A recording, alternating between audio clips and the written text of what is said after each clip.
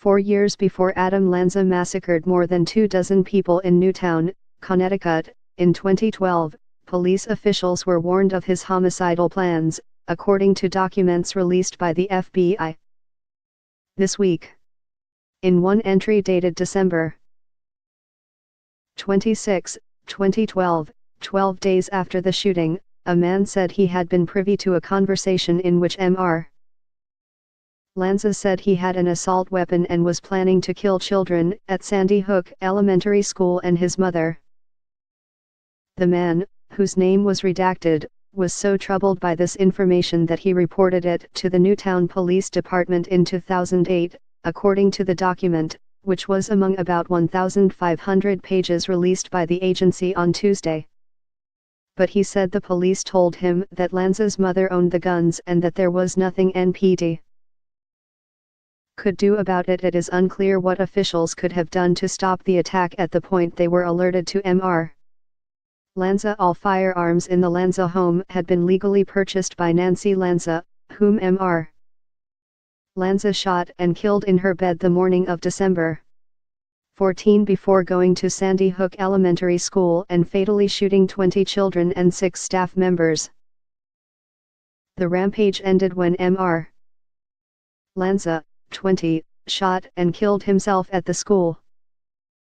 The documents, large portions of which were redacted, including the names of numerous interviewees, include accounts by people who knew the gunman or his mother. In one entry, a woman who had connected with Mr. Lanza online about 2.5 years before the massacre said she knew he had been obsessed with mass shootings. Lanza was working on a list, or spreadsheet, meticulously documenting the details of hundreds of spree killings and mass murders, agents with the FBI wrote of their interview with her. They said he had devoted all his time to researching these events. The woman said she communicated with Mr. Lanza about once a month through the beginning of December 2012, but never heard his voice. He was the weirdest person online, she told investigators. Mr. Lanza also portrayed himself to the woman as someone who lived an isolated and uncomfortable life, the investigators noted.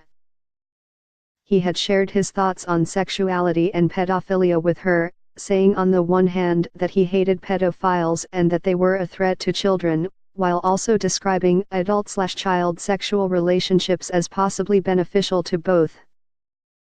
A 48-page report released in 2013 by the state's attorney in Danbury, Connecticut, Stephen J. Sedensky III, stated that Mr.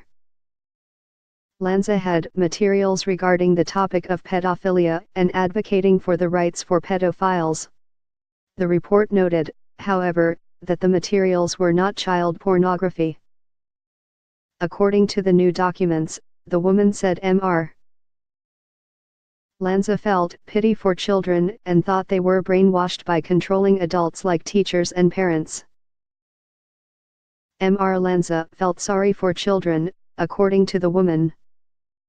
Though she said she never had an indication that he would act out violently himself, she was not shocked that he was the killer, she told investigators. In one interview, dated December